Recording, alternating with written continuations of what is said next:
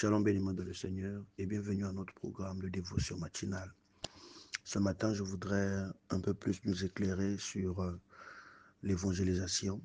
C'est un travail que nous faisons parfois un peu inconsciemment chaque matin, chaque jour, lorsque l'apôtre Théo balance des petites vidéos audio, des petites notes vocales que nous partageons sur nos statuts tous les jours afin d'évangéliser, afin de conscientiser le peuple de Dieu sur ce qu'ils doivent faire, sur leur mission et sur ce que Dieu veut. Et ce matin, le Seigneur m'a dit, parle encore à mon peuple par rapport à l'évangélisation, pour leur montrer c'est quoi le but même de l'évangélisation. Vous savez, le but principal de l'évangélisation, c'est de partager le message de l'amour de Dieu, de la réconciliation avec lui et de l'appel à la foi en Jésus-Christ.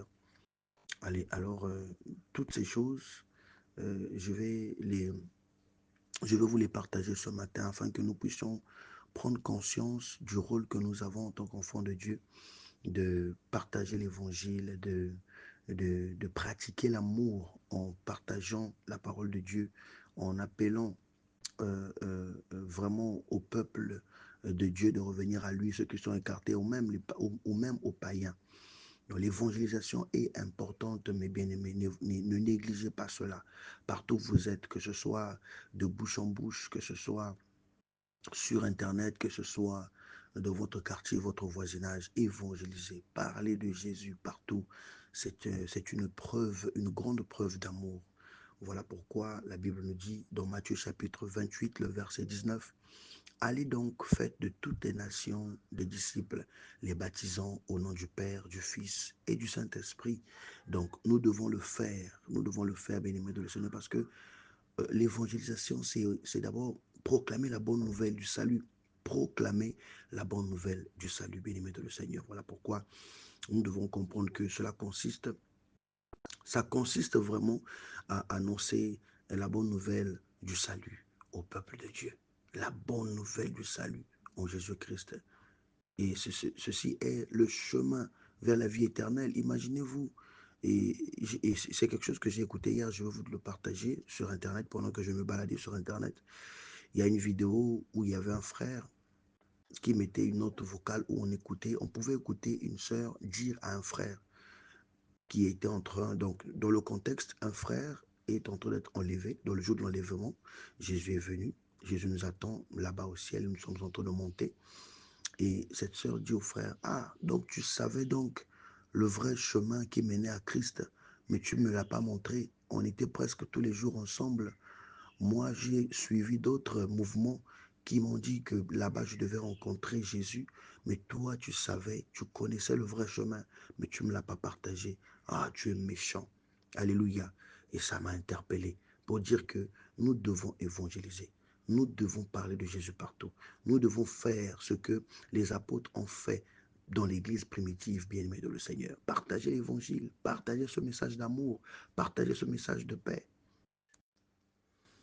Parce que vous savez, notre message, lorsque nous évangélisons, ce message d'amour n'est pas seulement fait pour proclamer la bonne nouvelle du salut, mais aussi pour faire des disciples et les enseigner. Oui, parce que quelqu'un qui vient à Jésus-Christ va chercher à savoir quel est son rôle, quelle est la mission que le Seigneur l'a confiée. Et lorsque nous évangélisons, bien-aimés de le Seigneur, oui, lorsque nous évangélisons, bien-aimés de le Seigneur, il y a aussi Matthieu chapitre 28, le verset 29 qui s'applique. Matthieu 28, verset 29 qui dit, enseignez-leur à observer tout ce que je vous ai commandé. Enseignez-leur à observer tout ce que je vous ai commandé. Oui, l'évangélisation ne se limite pas à la conversion seulement, mais elle implique également l'enseignement de ceux qui acceptent Jésus pour qu'ils grandissent dans la foi. Ils doivent grandir parce que lorsqu'ils viennent à Jésus-Christ, c'est des bébés spirituels, c'est des personnes qui ne connaissent rien de Dieu, ils ne connaissent pas la parole de Dieu. Tu les as parlé de ce message merveilleux, tu les as présenté Christ, tu les as présenté Jésus, mais après, tu dois leur enseigner à observer ce que nous avons appris de Christ et ce que nous devons observer pour grandir dans la foi. pour être des guerriers spirituels en Jésus-Christ. Alléluia. Donc, c'est cela, bien-aimé de le Seigneur. C'est un grand travail que nous faisons. Lorsque nous mettons ces coupons que l'apôtre, vraiment, que Dieu le bénisse, se tue à faire tous les jours afin que nous puissions évangéliser, nous puissions ramener les cœurs des enfants vers le Seigneur. Nous devons emmener, bien-aimés de le Seigneur, ceux qui sont perdus vers la lumière. Nous devons piller, si je peux dire, l'enfer. Bien-aimés de le Seigneur, c'est un grand travail. C'est un grand travail. C'est louable. À vous tous qui faites ce travail de partager sur les statuts ce que nous faisons tous les jours, ces messages de paix, ces messages d'amour pour attirer le peuple de Dieu à venir. Que Dieu vous bénisse. Alléluia.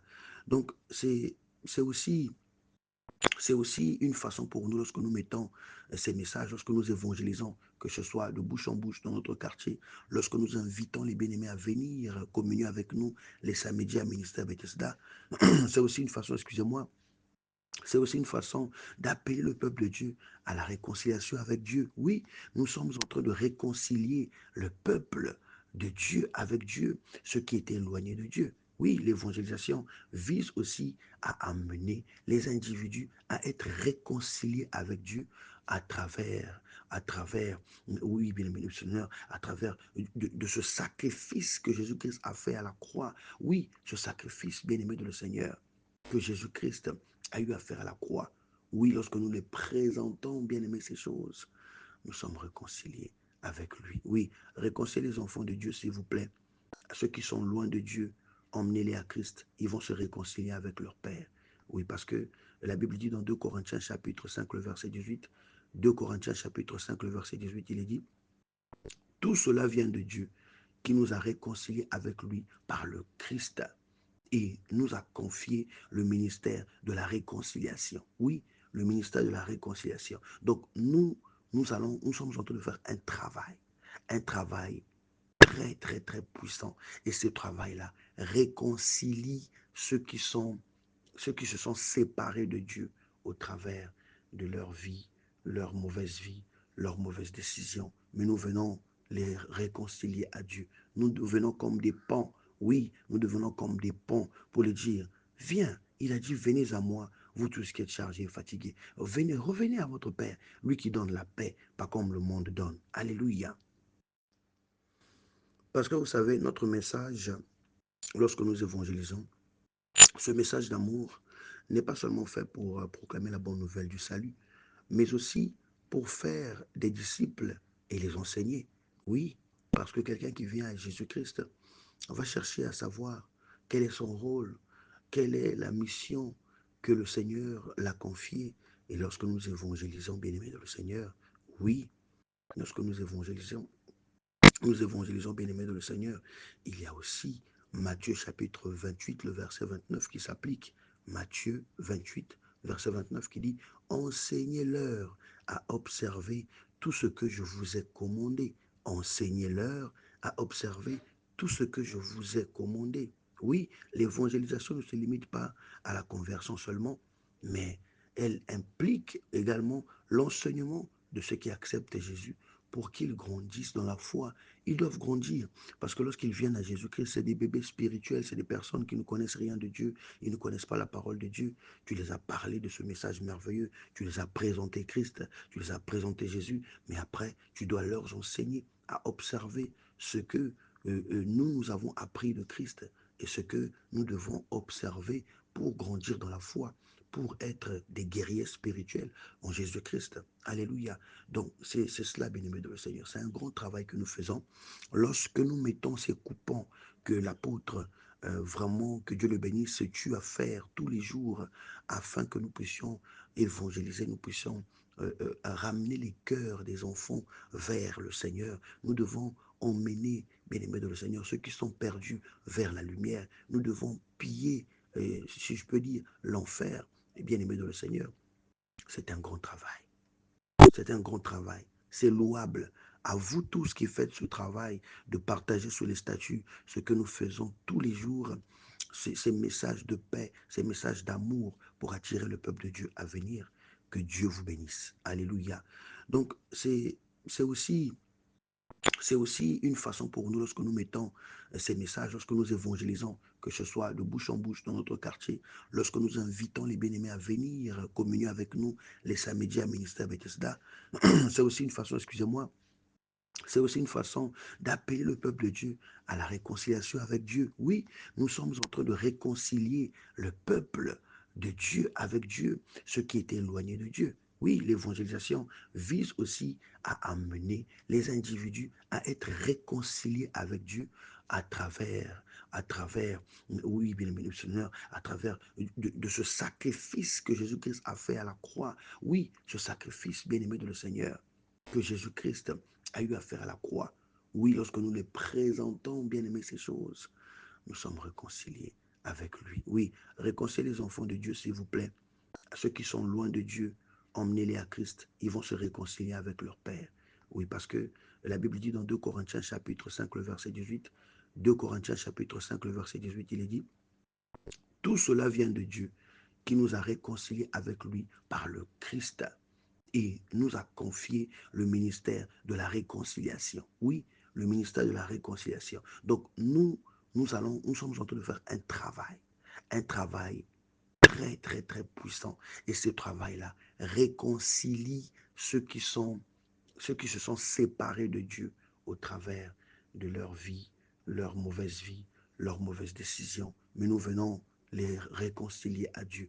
Nous devenons comme des ponts. Oui, nous devenons comme des ponts pour lui dire, viens. Il a dit, venez à moi, vous tous qui êtes chargés et fatigués. Venez, revenez à votre Père, lui qui donne la paix, pas comme le monde donne. Alléluia.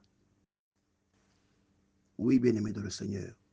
L'évangélisation, c'est aussi partager l'amour de Dieu et transformer les vies. Car il est dit dans Jean chapitre 3, le verset 16, car Dieu a tant aimé le monde qu'il a donné son Fils unique afin que quiconque croit en lui ne périsse pas.